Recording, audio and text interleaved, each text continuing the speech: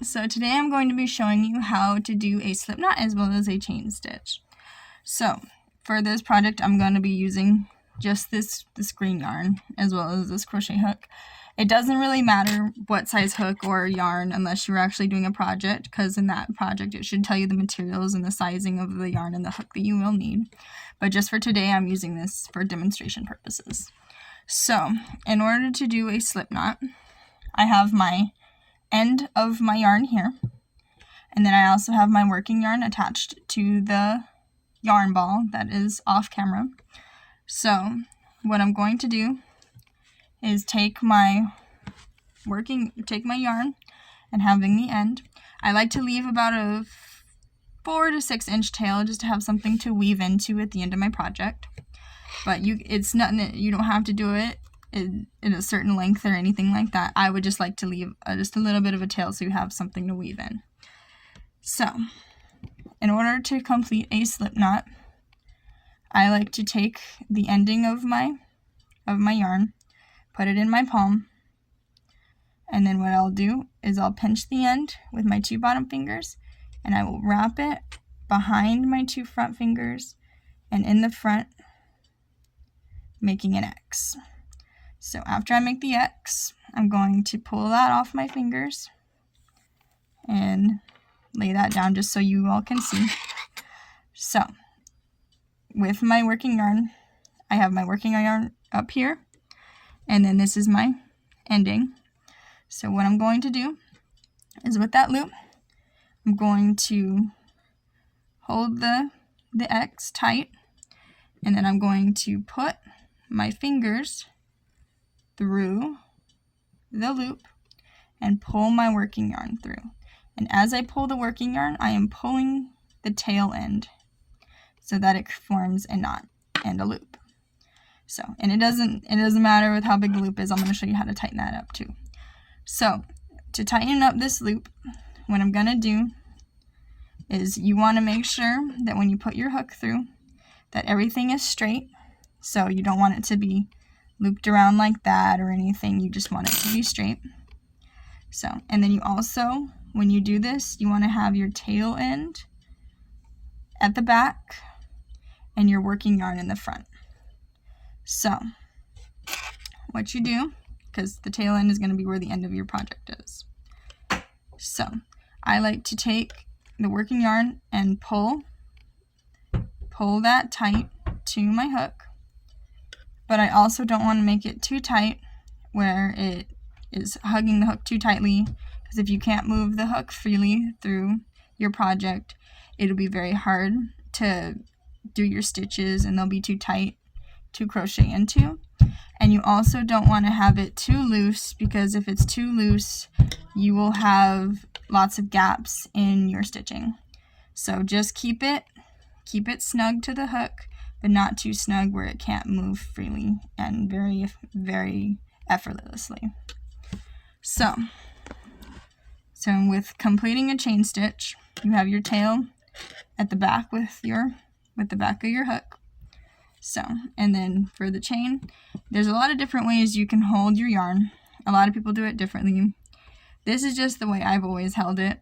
I always will take it and I will lay it on my 2 bottom fingers. And then what I do is I'll hold it with those 2 fingers, and then I usually wrap it up the back of my middle and my index. And then with my middle finger and my thumb, I like to hold the tail. So this helps me kind of keep some tension within my work, and also helps me keep a good hold on it while I'm doing my work. So with this, I like to hold the tail with my index and my thumb, and I like to kind of spread my finger up just a little bit, just to give me a little bit of working yarn. And you don't want to hold anything too tightly as well. I'm just lightly holding everything. So, and I'm putting the tension with my pointer finger up here. So when completing a chain stitch, you have your loop on your hook and your working yarn. And then what you're going to do is when you do your first chain, I like to keep the hook facing up. So when you have the hook facing up, you will go underneath the working yarn, and then I like to face it down and pull it through.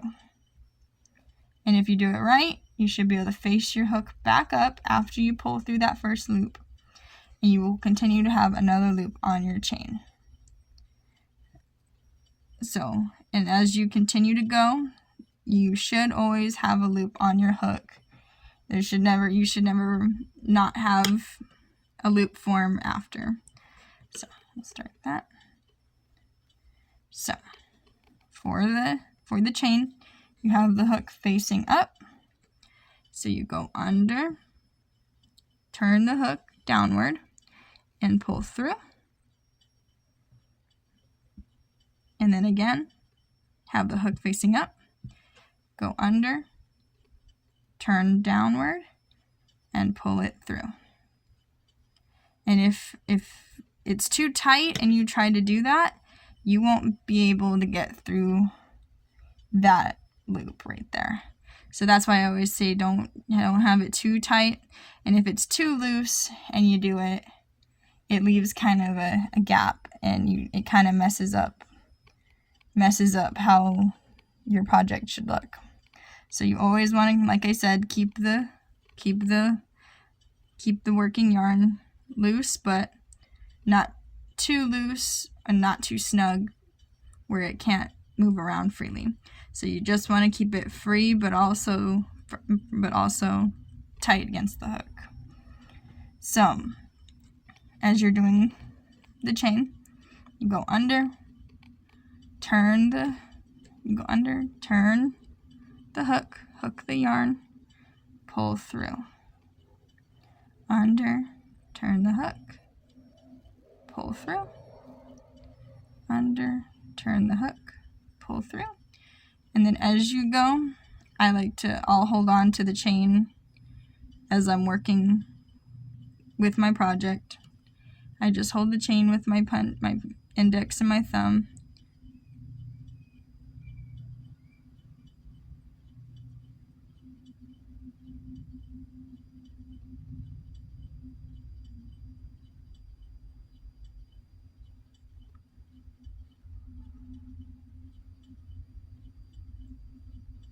And then kind of as you get used to it, you'll get more of a flow with it, and you'll be able to move a little faster. I'd say practice, just keep practicing, don't give up. Crocheting is definitely a fun thing to get into. I've loved it. There's a lot of creativity within it. So definitely don't give up and keep trying, because this is definitely a fun skill to learn, and it kind of opens up your creativity. So I'm going to be adding more videos. This is just a little series I'm making on how to crochet for beginners. So thank you for watching, and you have a great day.